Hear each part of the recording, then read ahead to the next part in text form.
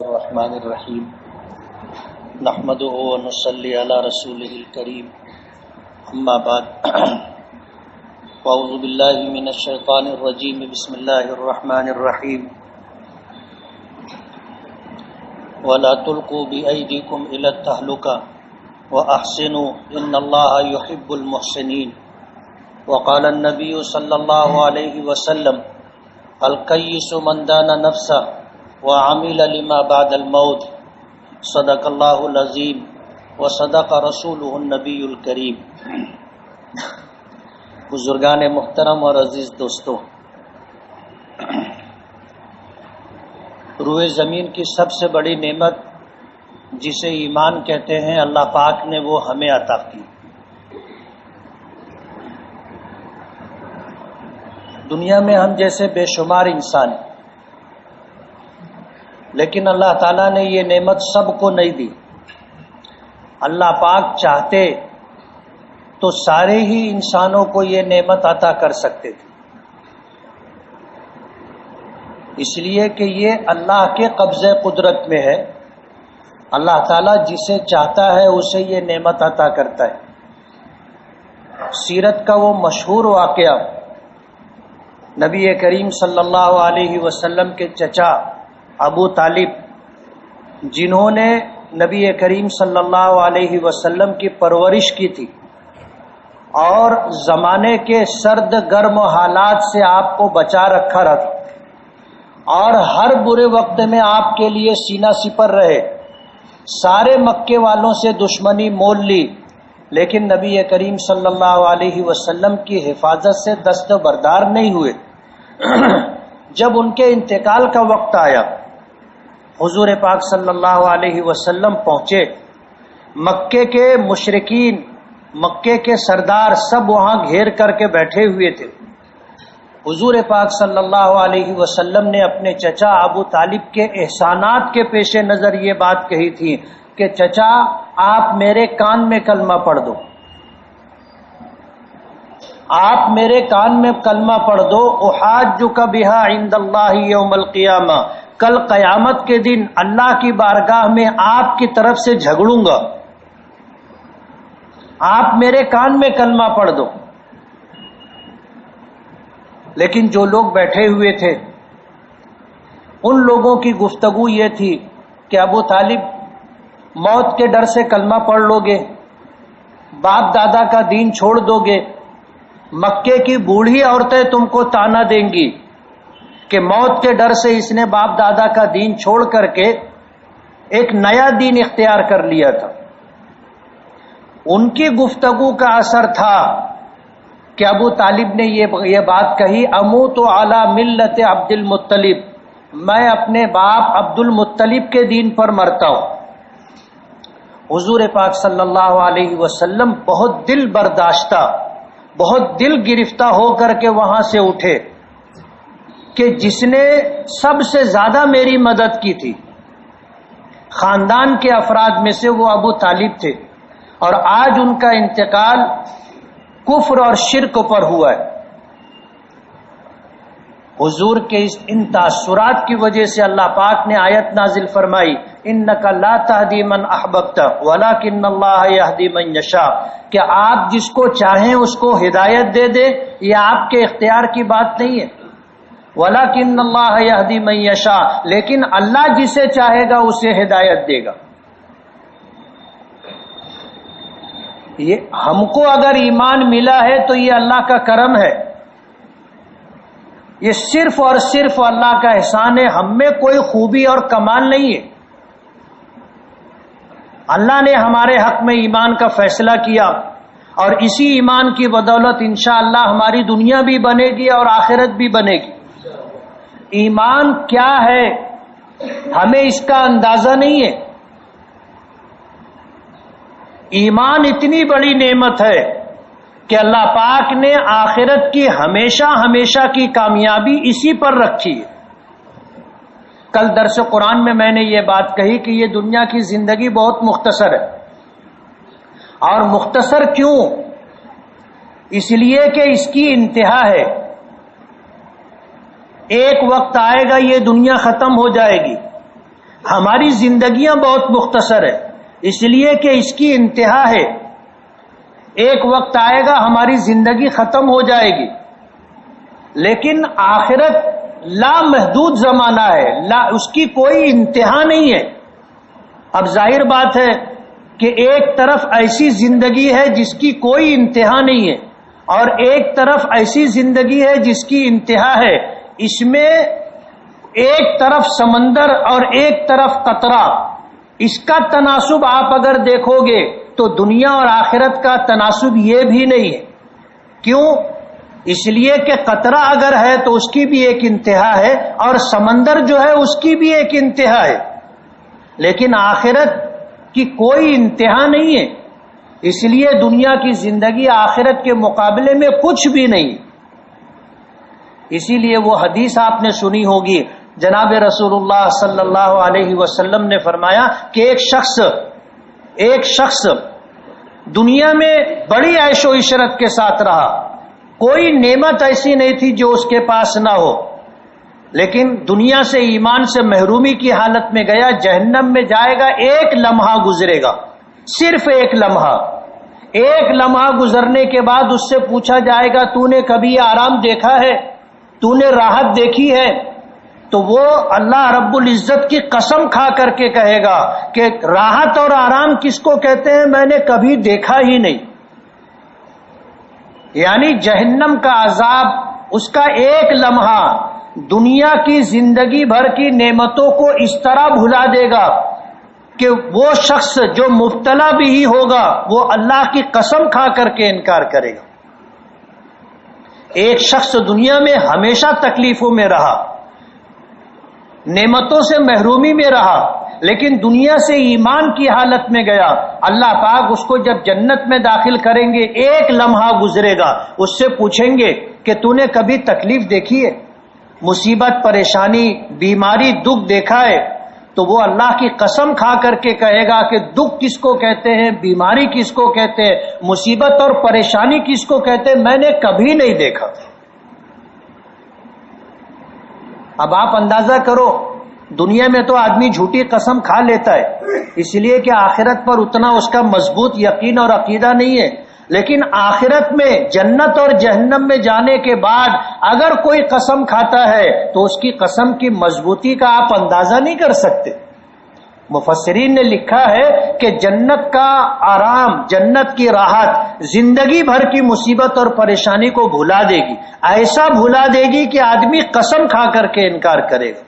اور اس کے برعکس دنیا میں ہمیشہ راحتوں میں رہا، لیکن جہنم میں جائے گا، ایک لمحہ گزرے گا، دنیا کی ہمیشہ کی جو راحتیں تھیں دنیا کے اعتبار سے اسے بھول جائے گا۔ اتنی بڑی نعمت اللہ پاک نے ہمیں دی ہے جسے ایمان کہتے ہیں۔ لیکن ایمان کیا ہے؟ میں نے پیچھے بھی یہ بات کئی مرتبہ ذکر کی کہ ایمان ماننے کا نام ہے، ایمان کرنے کا نام نہیں ہے۔ جن کاموں کو ہم کرتے ہیں اس کو اسلام کہتے ہیں، جیسے ہمیں نماز پڑھنا ہے، روزہ رکھنا ہے، زکوٰۃ دینا ہے، حج کرنا ہے، اور دنیا بھر کے جتنے اعمال خیر ہیں، تلاوت کرنا، ذکر کرنا، یہ سب اسلام ہے۔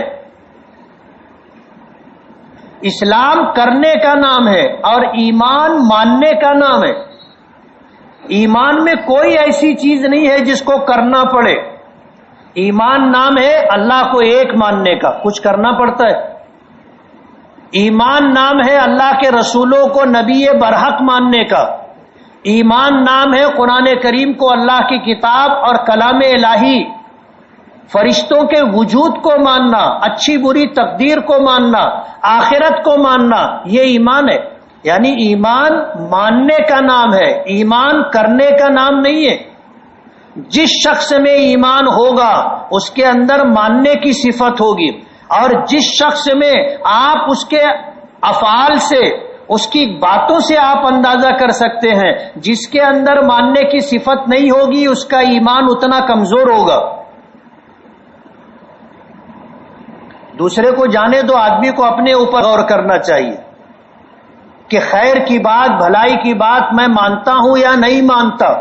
اگر میں مانتا ہوں تو مجھ میں ایمان ہے، ماننے کی صفت ہے، اور اگر میں نہیں مانتا ہوں تو یہ سمجھ لینا چاہیے کہ مجھ میں ماننے کی صفت کم ہے اور یہ میرے ایمان کی کمزوری کی علامت ہے۔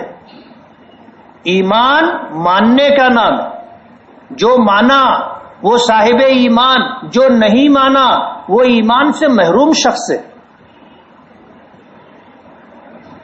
اور آدمی پر صحبت کا بہت بڑا اثر ہوتا ہے۔ حضور نے اپنے چچا ابو طالب پر اسلام پیش کرتے ہوئے کہا تھا کہ میرے کان میں کلمہ پڑھ دو، لیکن جو لوگ وہاں بیٹھے ہوئے تھے ان کی وجہ سے ابو طالب نے کلمہ نہیں پڑھا تھا۔ آدمی جن لوگوں کے ساتھ رہتا ہے ان لوگوں کے اثرات پڑتے ہیں۔ آپ اس واقعے سے اندازہ کر سکتے ہیں، اگر مکے کے مشرکین وہاں نہیں بیٹھے ہوتے، مکے کے سردار اگر وہاں نہیں بیٹھے ہوتے، ممکن تھا حضور کے کہنے پر ابو طالب کلمہ پڑھ لیتے۔ جب ابو طالب حضور کی بات پر متوجہ ہوئے اور مشرکین نے یہ کہا کہ بوڑھی عورتیں مکے کی تمہیں تانا دیں گی، تو ابو طالب رک گئے۔ آدمی کی ساتھ، آدمی کا سنگت جیسا ہوتا ہے آدمی پر ویسے ہی اثرات پڑتے ہیں۔ اسی لیے نبی کریم صلی اللہ علیہ وسلم نے فرمایا کہ جب کسی شخص کے بارے میں تحقیق کرنا ہو کہ یہ آدمی کیسا ہے، تو صرف یہ دیکھو کہ یہ کن لوگوں کے ساتھ رہتا ہے، اس کے ساتھ میں رہنے والے لوگ کیسے ہیں، آپ سمجھ جاؤ اس سے کہ یہ کیسا ہے۔ شادی لگتی ہے، لوگ تحقیق حال کے لیے آتے ہیں، اس سے پوچھتے ہیں کہ فلاں لڑکے کے بارے میں گھر سے رشتے کی بات چل رہی ہے، آپ کو کچھ معلومات ہے؟ اب ظاہر بات ہے کہ آدمی اچھا بھی کہہ سکتا ہے، برا بھی کہہ سکتا ہے، اور بسا اوقات ایسا ہوتا ہے کہ آدمی جب سچی بات کہہ دیتا ہے تو ناراضگی پیدا ہو جاتی ہے۔ کسی سے پوچھنے کی ضرورت نہیں ہے، معیار، کسوٹی اور پیمانہ ہمارے آقا نے دیا ہے کہ آدمی کے بارے میں اگر تحقیق کرنا ہو تو یہ دیکھو یہ کیسے لوگوں کے ساتھ رہتا ہے، اس کا ساتھ سنگت جیسا ہوگا یہ ویسا ہی ہے۔ کہتے ہیں نا کند ہم جنس باہم جنس پرواز، کبوتر با کبوتر باز با باز، آدمی کی فطرت جیسی ہوتی ہے ایسے ہی لوگوں کے ساتھ اس کا گزارا ہوتا ہے۔ میں نے پیچھے ایک جملہ کہا تھا، امام صاحب چور کے ساتھ تو نہیں رہیں گے، یا جو چور ہوگا وہ امام صاحب کے ساتھ تو نہیں رہے گا، دونوں میں فرق ہے۔ اسی لیے آپ دیکھو جو پینے والے ہوتے ہیں وہ ساتھ ڈھونڈتے ہیں پینے والے کا، ان کو اکیلے پینے میں مزہ نہیں آتا، ساتھ میں چاہیے کوئی پینے والا، گلاس ٹکرانے والا۔ ساتھ سنگت کا یہ اثر ہوتا ہے۔ ہمارے شہر کے حالات ابھی چند دنوں پہلے جیسے تھے آپ کو پتہ ہے، بچہ چوری کے الزام میں کچھ غیر مسلم جو بھیک مانگنے والے تھے ان کو لوگوں نے گھیر لیا، اور گھیر کر کے ایسے حالات بنے کہ انہیں کچھ مسلمانوں نے اپنے گھر میں پناہ دی ان کی جان بچانے کے لیے۔ ظاہر بات ہے پولیس ڈپارٹمنٹ کے آنے میں کافی تاخیر ہوئی، لوگ ان کے گھر پر پتھراؤ کر رہے تھے۔ حیرت کی بات یہ ہے قرآن کریم میں اللہ پاک نے عباد الرحمن کی جو تفصیل ذکر کی ہے کہ اللہ کے بندے، رحمان کے بندے کیسے ہوتے ہیں، اس میں ایک جملہ اللہ پاک نے ذکر کیا ہے، لم یخروا علیہا صما وعمیانا، کہ اللہ کے جو بندے ہوتے ہیں وہ کسی بات پر اندھے بہرے ہو کر کے نہیں گرتے۔ لم یخروا علیہا صما وعمیانا، کوئی اندھا بہرا ہو کر کے کسی بات پر اگر گرا تو آپ یہ سمجھ لو کہ یہ اللہ کے نیک بندوں کی فہرست سے باہر ہے۔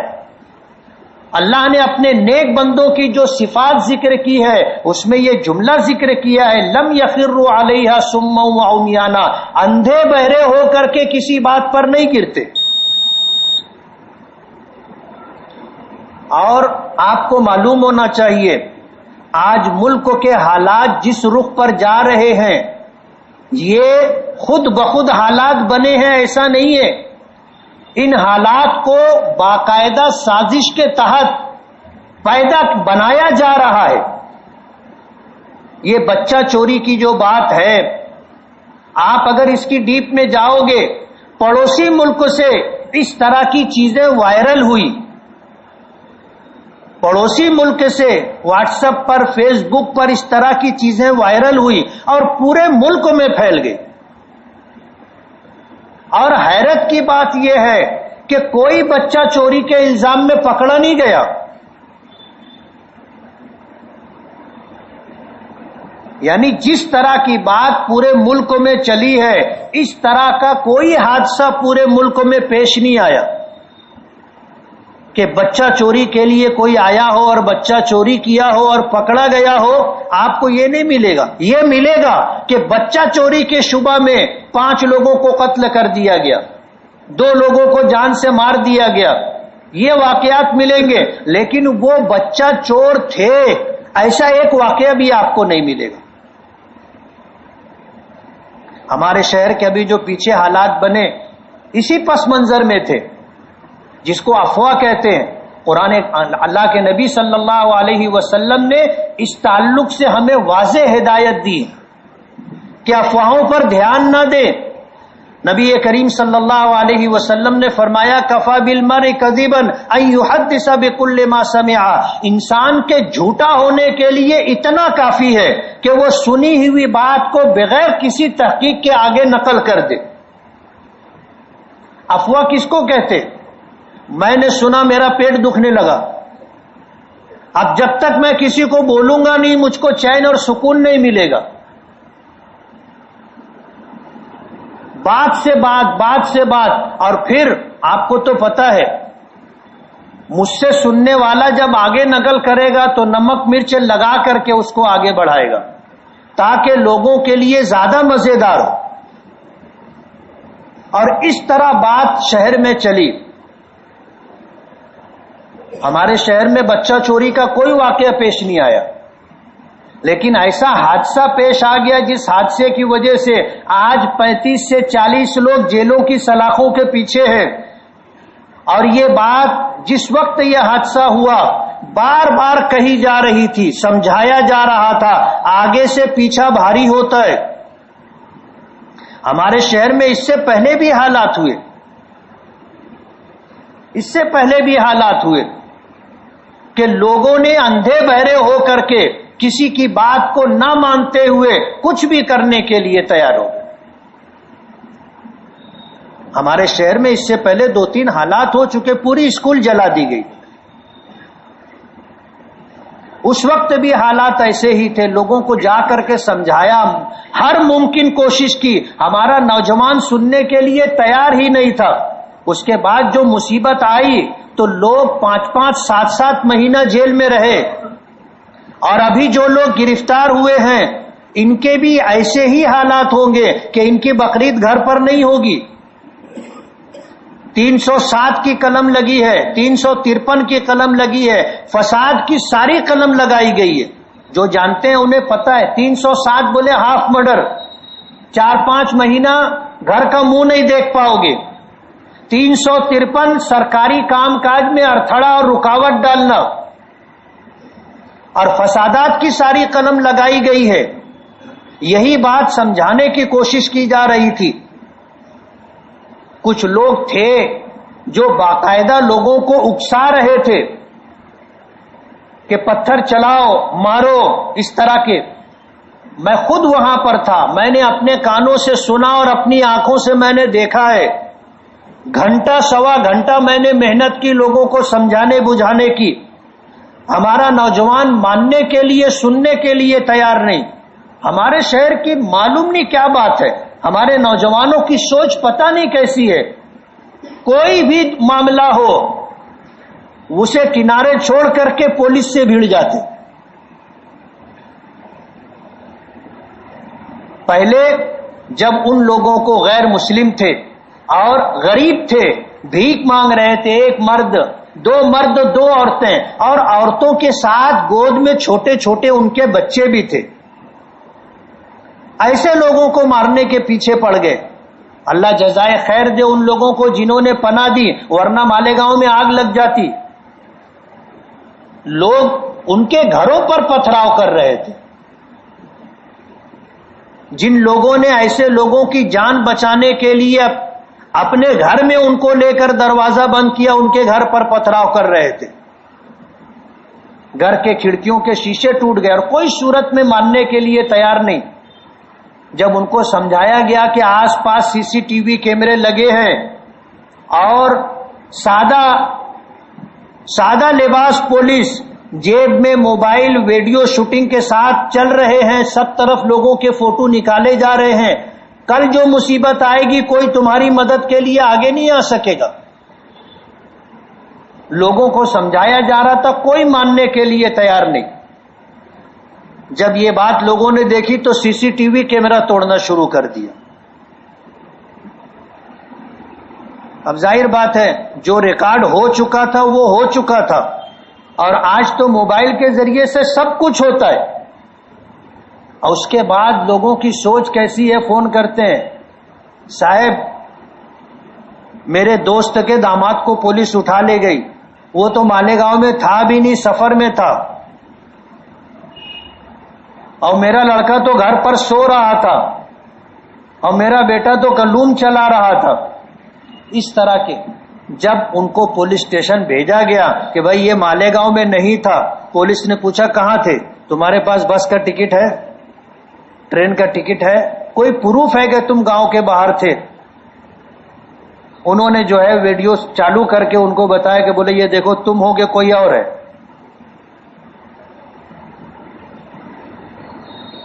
دو پتھر چار پتھر چلائے جس کا حاصل کچھ نہیں, لیکن یہ 4-5 مہینے کی مصیبت پیچھے لگے گی.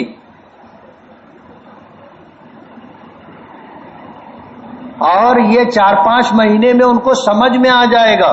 جن لوگوں نے کیمرہ توڑا تھا ان کے سب سے پہلے انہی لوگوں کو پولیس نے اٹھایا, اور اتنا ٹھوکا کہ وہ اپنے پیر پہ کھڑے نہیں ہو پا رہے تھے.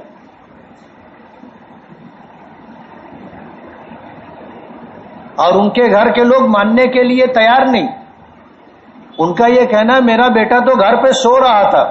اب ظاہر بات ہے ایک آدمی 2 جگہ تو ایک وقت میں نہیں رہ سکتا نا, کہ وہ بستر پہ سو بھی رہا ہو اور وہاں پتھر سنگباری بھی کر رہا ہو.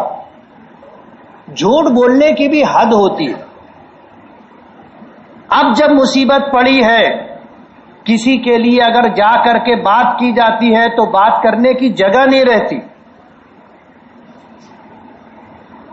اور ڈپارٹمنٹ نے بالکل 2 ٹوک انداز میں یہ بات کہی ہے کہ جو لوگ اس میں ہوں گے کسی کو چھوڑا اور بخشا نہیں جائے گا, اور اگر کوئی سفارش کے لیے آئے گا تو اس کی سفارش قبول بھی نہیں کی جائے گی, اور جو نہیں ہے ایسے کسی ایک بے گناہ کو بھی گرفتار نہیں کیا جائے گا.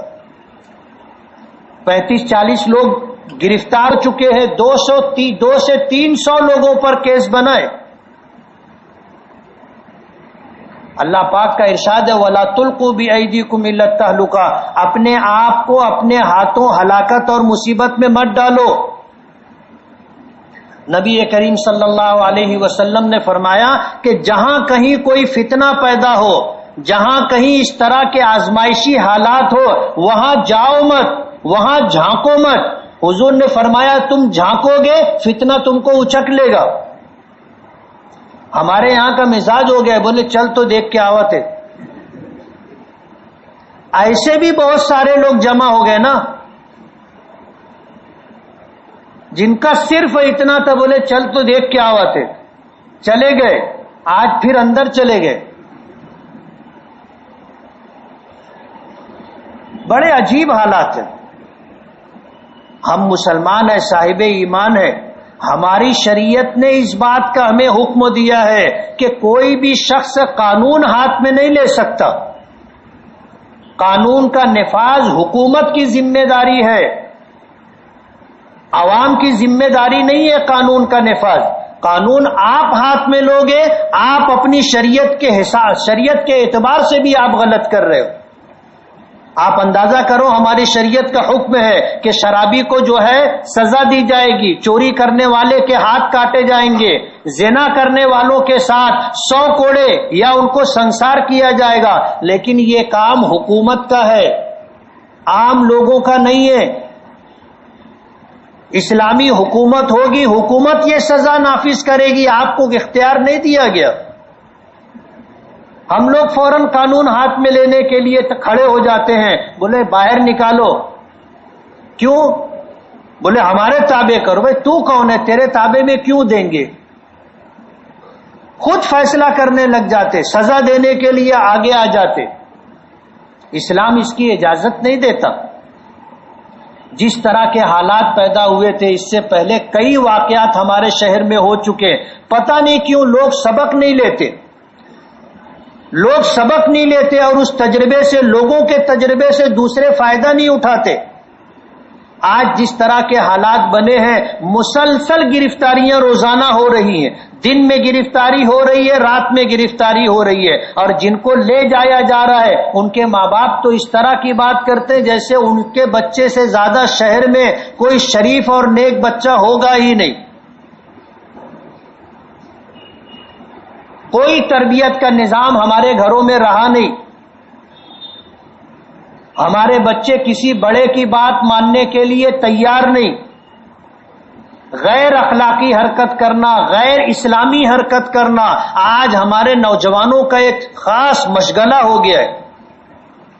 ملک کے حالات اچھے نہیں ہیں، بہت منظم طریقے سے ہم لوگوں کو اس طرح روڈ پر لایا جا رہا ہے اور ایسا مزاج بنایا جا رہا ہے کہ ہم قانون ہاتھ میں لیں، ہم روڈ پر آ کر جذباتی ہو کر کے لوگوں کی جان مال عزت و آبرو کو نقصان پہنچائیں، اس طرح کے حالات پیدا کیے جا رہے ہیں۔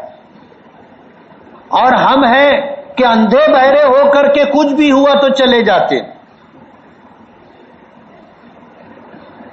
معاشی حالات اچھے نہیں ہیں اور یہ حالات پیدا کیے جا رہے ہیں، اس طرح کے قوانین بنائے جا رہے ہیں کہ معاشی طور پر ہم لوگ ٹوٹ جائیں، اور حالات ایسے ہی ہیں۔ دوسرے ملک کے جو پرامن حالات ہیں کس طرح خراب ہوں گے اس کے لیے باقاعدہ پلاننگ ہوتی ہے۔ لوگ بیٹھ کر کے کس طرح لوگوں کی سوچ بدلی جائے، کس طرح لوگوں کو جذباتی بنایا جائے، کس طرح روڈ پر لایا جائے اور کس طرح قانون لوگ ہاتھ میں لیں، ایسے حالات پیدا کیے جا رہے ہیں۔ اور ہم جیسے لوگ اگر سمجھاتے ہیں بولتے ہیں تو کوئی سننے اور ماننے کے لیے تیار نہیں۔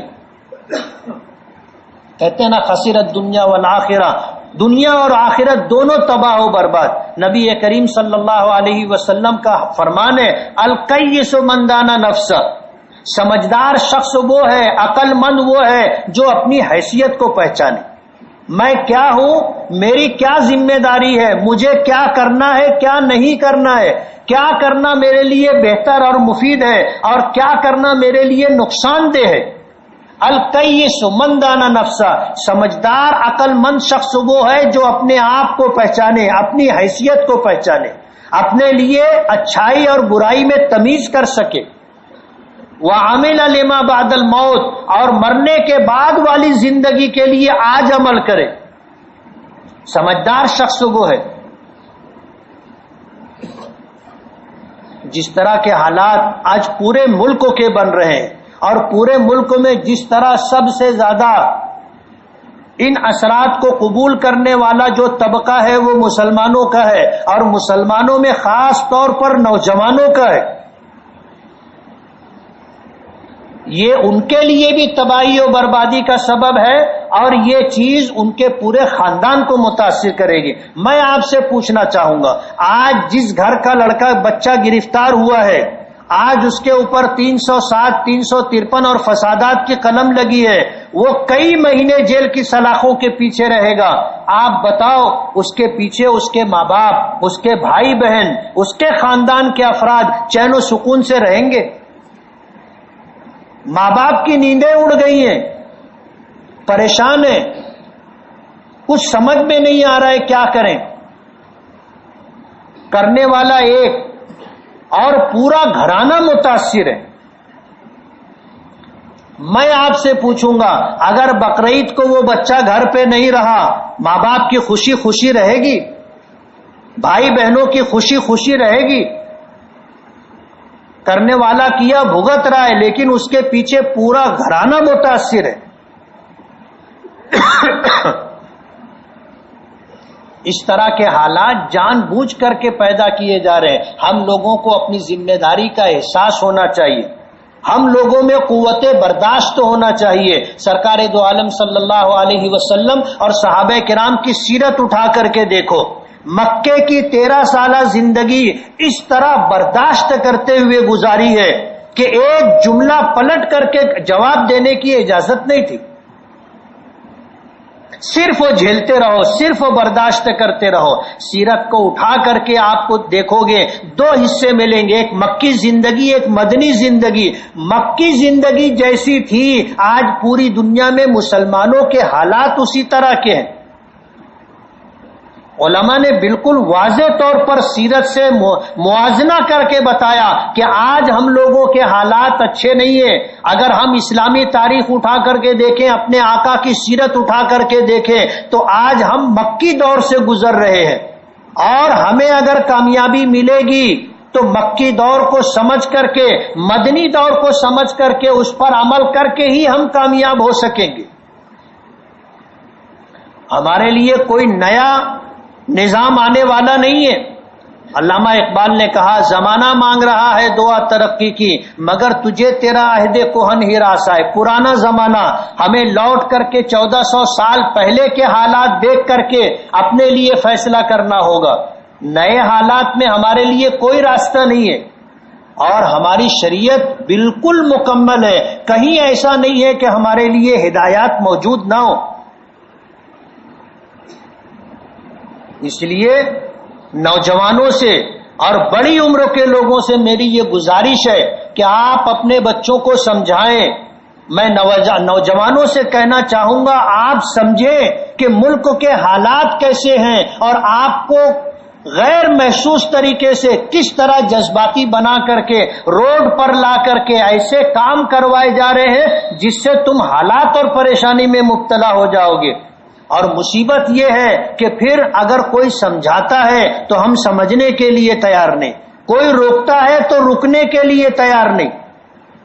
میں نے اپنی آنکھوں سے دیکھا، اس میں وہ لوگ تھے جو نشے کے عادی ہیں، کتا گولی کھانے والے، دوسرا نشہ کرنے والے، یہی لوگ تھے. کوئی صورت میں سننے اور ماننے کے لیے تیار نہیں تھے. کہا جاتا تھا لوگ رک جاتے تھے، پھر ایسے لوگ پتھراؤ شروع کرتے تھے، پھر سب پتھراؤ کرنے لگ جاتے تھے اور کچھ حاصل نہیں پتھراؤ کرنے کا. پتھر چلاتے تھے، چلانے کا بھی ڈھنگ نہیں ہے نا ہم لوگوں کو. اتنا بڑا مجمع ہے، ایک ٹارگٹ اگر لگا کر کے دیا جائے اور کہا جائے کہ تم پتھر اٹھا کر کے اس کو مار کے بتاؤ، کوئی نہیں مار پائے گا. اور اگر میری بات سے اتفاق نہیں ہو تو تم تجربہ کر لینا، کہیں میدان میں جا کر کے آپ کا پتھر جتنی دور جانا چاہیے اتنی دور جائے گا بھی نہیں، اور جہاں آپ مارنا چاہتے وہاں لگے گا بھی نہیں، لا حاصل. لیکن مصیبت کتنی بڑی ہے آپ سمجھ لو. سینکڑوں بچے پتھراؤ کر رہے تھے، سب کا پتھر ایسے روڈ پر اور زمین پر آ کر کے گر رہا تھا. لیکن ظاہر بات ہے پتھراؤ کر رہے تھے تو پتھراؤ کرنے والے تو ٹھیک ہیں گنہگار، لیکن گنہگاروں کے ساتھ رہنے والے بھی گنہگار ہیں.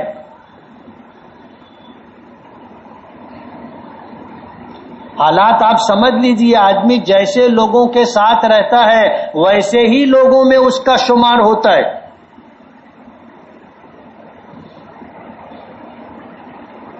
بلا وجہ چند پتھر چلا کر کے، ظاہر بات ہے وہ علاقہ ایسا تو تھا نہیں کہ تم کو پتھر ہی پتھر ملے. جس کو دیکھو وہ ڈھونڈ رہا تھا ادھر ادھر، اس کو پتھر بھی نہیں مل رہے تھے. اب جو ملا وہ اٹھا کر کے پھینکا، اور اتنے کی وجہ سے آج 4-5 مہینہ جیل میں رہے گا. پولیس کی گاڑی کو نقصان پہنچایا، پولیس کی گاڑی پلٹ دی. لیڈیز پولیس تھے، رونے لگ گئی تھی وہ لیڈیز پولیس. یعنی آپ سوچو تو کیسے حالات ہمارے نوجوانوں نے پیدا کیے. لیڈیز پولیس رو رہی تھی، آنسوؤں سے رو رہی تھی.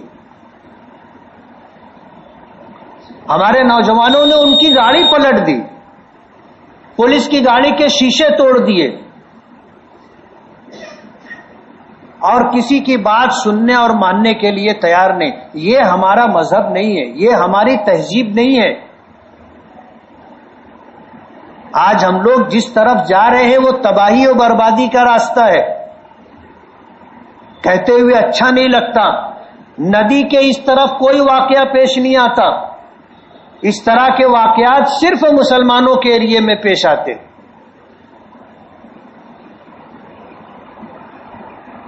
کیا ہے ہم کو سمجھنا پڑے گا، سوچنا پڑے گا، دیکھنا پڑے گا کہ کیوں ہمارے ہی نوجوان کیوں اس طرح کی حرکت کرتے. ندی کے اس طرف کچھ نہیں ہوتا. آپ دیکھ لو، سمجھ لو، جو ہوتا ہے ادھر ہی ہوتا ہے.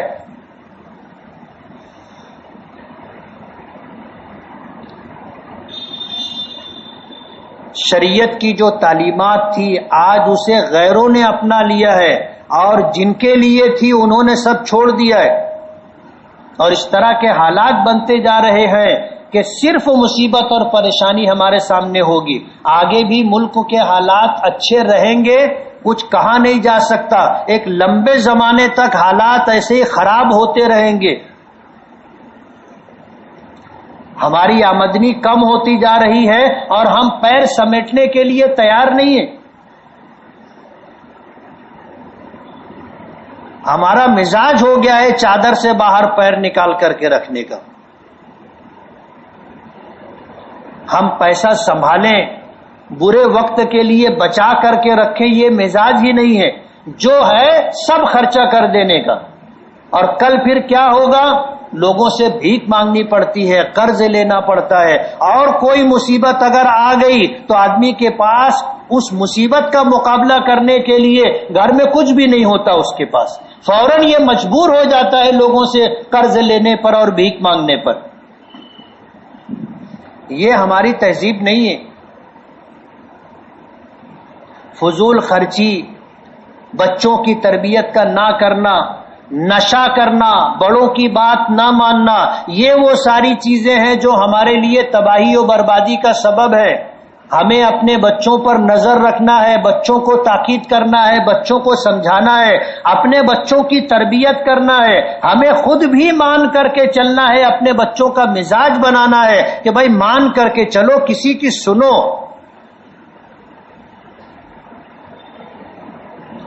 اب یہ اپنے ہاتھوں اپنے آپ کو ہلاکت میں، مصیبت میں ڈالنا ہے.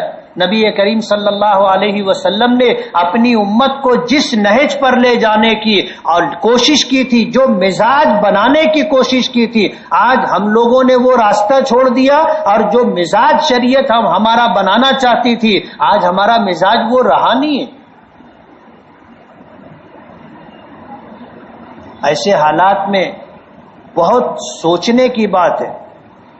اگر ہم لوگوں نے آج سنجیدگی سے اس مسئلے پر غور نہیں کیا اور اپنے گھر کے بچوں کو سمجھانے کی کوشش نہیں کی، آگے حالات اس سے برے آئیں گے. اور ظاہر بات ہے کرنے والا ایک کوئی شخص ہوگا، پورے گھرانے کو بھگتنا پڑتا ہے. اللہ تعالی ہمیں عقل سلیم عطا فرمائے، فہم سلیم عطا فرمائے. اللہ تعالی ہمیں اچھائی اور برائی میں تمیز کرنے کی توفیق اور مزاج دے. وآخر دعوانا ان الحمدللہ رب العالمین. جن ساتھیوں نے سنت نہ پڑھی وہ سنت پڑھ لیں.